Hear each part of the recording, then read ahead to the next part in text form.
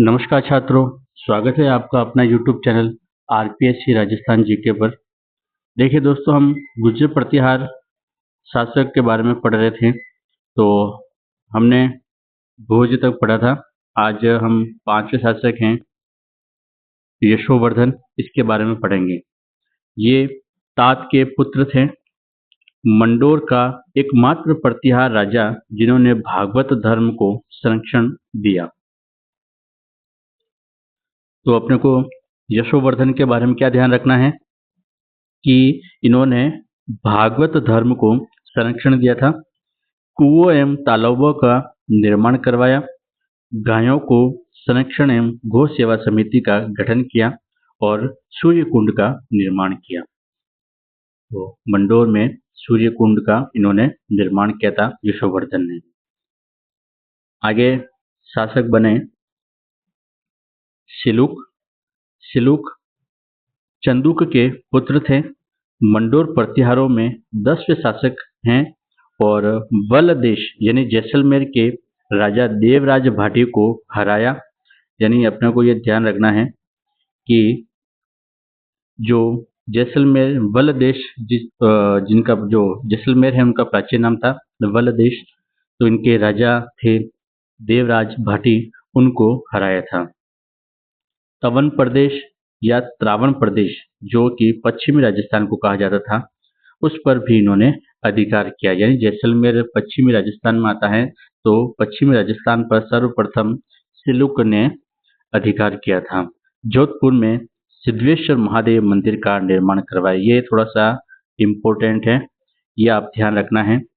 जोधपुर में सिद्धेश्वर महादेव मंदिर किसने बनाया था? सिलुक ने। और ये किस धर्म के उपासक थे? शिव धर्म के उपासक थे। तो अपने को जो भी इम्पोर्टेंट फैक्ट हैं वो अपने को ध्यान रखना है। सिलुक के बारे में केवल एक तो ये ध्यान रखना है कि जोधपुर में सिद्धेश्वर मंदिर का निर्माण करवाया और पश्चिमी राजस्थान में अधिकार भी सिलुक ने किया था। आगे हैं जोट प्रतिहार।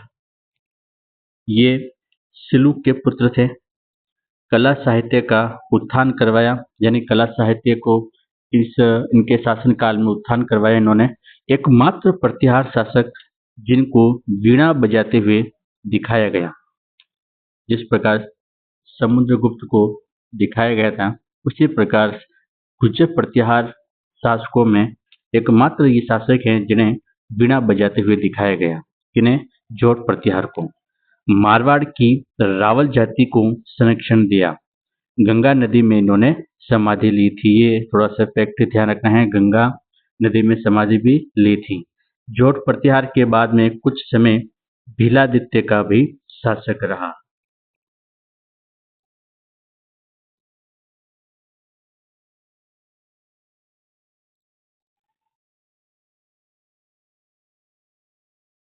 आगे है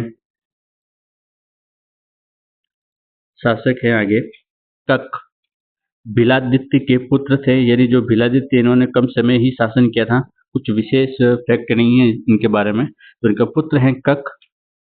ये कवि राजा इनकी उपाधि थी, इन्हें कवि राजा भी कहा जाता था। व्याकरण ज्योतिषी के ये जानकार थे।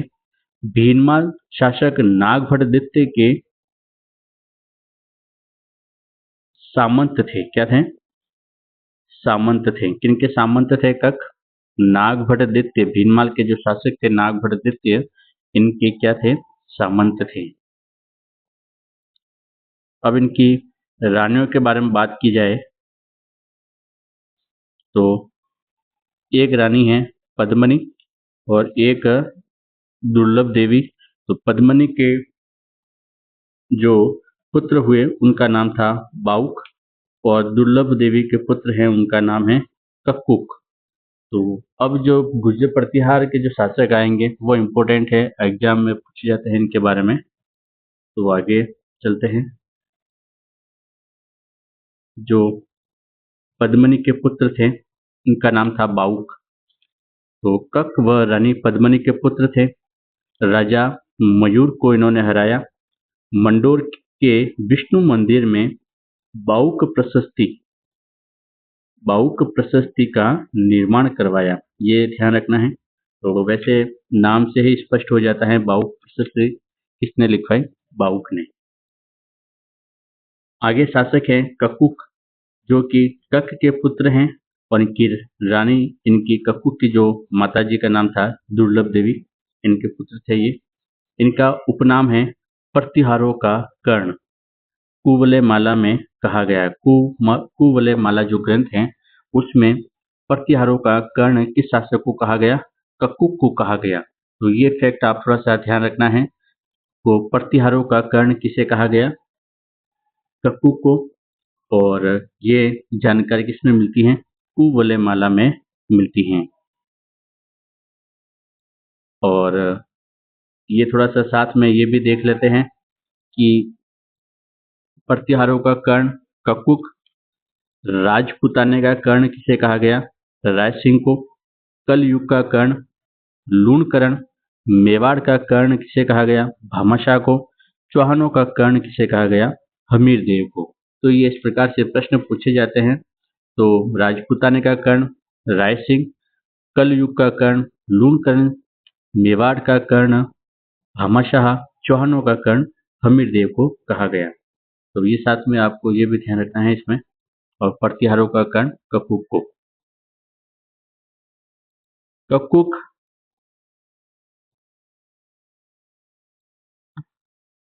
आभे जाति को पराजित कर 2 विजय स्तंभ बनवाए। ये थोड़ा सा एक बार वापस देख लेते हैं। ककुक हैं जो कक और रानी दुर्बल देवी के पुत्र थे। प्रतिहारों का कर्ण कहा गया इन्हें कुवलय माला ग्रंथ में। और ये जो किन किन को किस प्रकार के कर्ण कहा गया, ये उपनाम आपने ये देखे। और ये थोड़ा सा आपको ध्यान रखना है कि आभेर जाति को इन्होंने हराकर 2 विजय स्तंभ बनवाए। एक तो मंडोर में बनाया और एक रोहिंचकूप नगर में बनाया। और जो विजय स्तंभ की अगर बात करें तो राजस्थान का प्रथम विजय स्तंभ कहाँ पर है, बयाना भरतपुर में है। राजस्थान का दूसरा विजय स्तंभ मंडोर जोधपुर में है।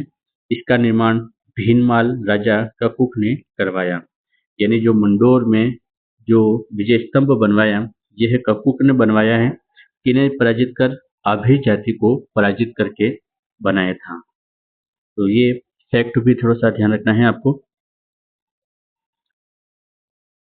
और आगे राजस्थान का प्रथम विजय स्तंभ क्या है, प्रथम विजय स्तंभ कहाँ पर है, बयाना भरतपुर में। और राजस्थान का दूसरा विजय स्तंभ मंडोर जोधपुर में, जिसका निर्माण भीनमाल के राजा ककुक ने करवाया। ये वापस रिपीट हो गया। ककुक ने 2 शिलालेख स्थापित किए। एक तो घटियाली शिलालेख जो कि प्रथम शिलालेख था, और एक घटियाली शिलालेख द्वितीय। तो प्रथम और द्वितीय 2 घटियाली शिलालेख का निर्माण करवाया ककुक ने 851 ईस्वी में। राजस्थान में सती प्रथा के सर्वप्रथम प्रमाण घटियाली शिलालेख में मिलता है। ये फैक्ट ध्यान रखना है। जो राजस्थान में सती प्रथा का जो प्रमाण है वह कहाँ मिलता है, घटियाला शिलालेख में। इन्होंने महाजनों को संरक्षण देकर व्यापार में वृद्धि करवाई। तो जो ककुक हैं इन्होंने महाजनों को संरक्षण दिया, जिससे क्या हुआ, व्यापार में वृद्धि हुई। आगे कुछ महत्वपूर्ण तथ्य हैं वो मैं आपको बताता हूँ कि 1395 में इंदा प्रतिहार ने मंडोर राव चूड़ा राठौर को दहेज में दिया था। ये कई बार प्रश्न पूछा गया है। 1395 में इंदा परिहार ने, कौन थे, इंदा प्रतिहार ने मंडोर के राव चूड़ा राठौर को दहेज में दिया था। ठीक है ना, मंडोर राव चूड़ा राठौर को किसने दिया, इंदा प्रतिहार ने दिया। कब दिया, 1395 में। और इसके लिए ये जो श्लोक भी कहा गया है कि इंदा तेरा उपकार कम धज कदे न बिसरे, चूड़े चवरी चाढ़ दियो मुंडावर दाइजे। यानी जो इंदा प्रतिहार हैं इन्होंने मंडोर को दहेज में दिया था राव चुंडा राव राठौर को। तो ये भी फैक्ट आपको थोड़ा सा ध्यान रखना है। और कुछ महत्वपूर्ण फैक्ट हैं। राजा हरिश्चंद्र को इतिहासकारों ने ब्राह्मण प्रतिहार बताया। ध्यान रखना है, कुछ इतिहासकारों ने इन्हें, राजा जो हरिश्चंद्र हैं, इन्हें ब्राह्मण प्रतिहार भी बताया। गुर्जर शब्द का सर्वप्रथम उल्लेख है वह ऐहोल अभिलेख में मिलता है, जो कि पुलकेशिन द्वितीय के द्वारा लिखवाया गया था। तो गुर्जर शब्द का सर्वप्रथम उल्लेख कहाँ मिलता है? ऐहोल अभिलेख में। सजन ताम्रपत्र, राजौरगढ़ शिलालेख, खजुराहो शिलालेख, करडाहा शिलालेख, देवली शिलालेख, नीलकुंड शिलालेख से मंडोर प्रतिहारों की जानकारी मिलती है। ये बहुत ही महत्वपूर्ण प्रश्न है।